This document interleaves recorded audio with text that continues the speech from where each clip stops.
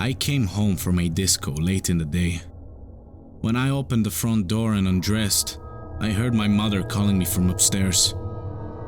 I went in her direction, but was stopped by her voice coming from the room next to me. "Don't go."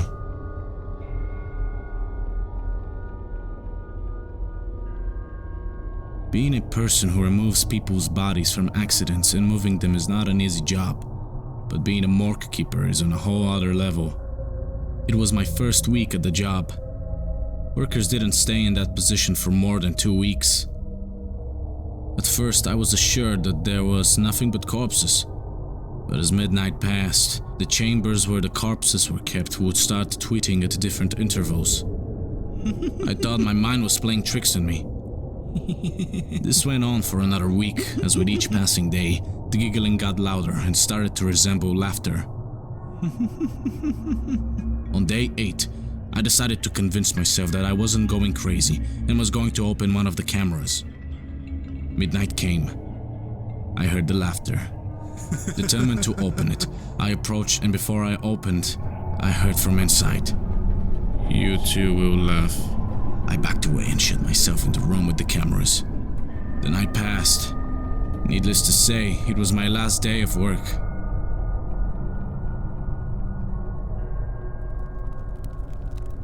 It was November. My older brother and I, who was then 12 and I was 11, were away in the country.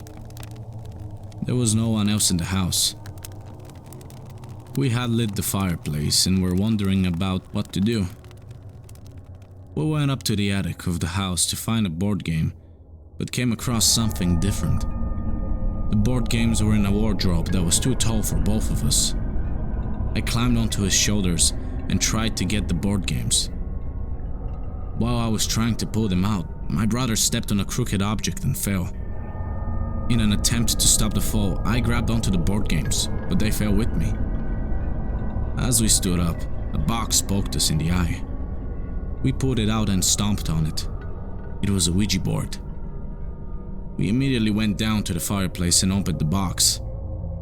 The instructions said not to play it if you were alone, not to play it at home or in a cemetery, and for best effect to light candles. We followed the rules, except not playing it at home. There was nowhere else to go in this bad weather. We lit the candles, sat across from each other, and with the board between us, set the eye in motion. We asked, "Is anyone with us?" It took about 5 seconds for our hands to move to the yes answer. We looked at each other. I told my brother to stop messing with me, but he looked as scared as I was. My brother asked with fear in his voice, "Are you a good spirit?" Our hands stopped at the answer. No. We were scared. A draft came into the room and blew out half of the candles. My brother told me to get out of the room. I went into the kitchen. I was speaking out the door when I heard my brother screaming in pain. I wasn't going to leave him alone and went back to him. When I walked in, I saw him throwing the board into the fireplace. He turned to me and I saw his shirt ripped open, like a wild animal had attacked him. We called our parents and hid in the kitchen. After that incident, we did not try to make contact with that thing again.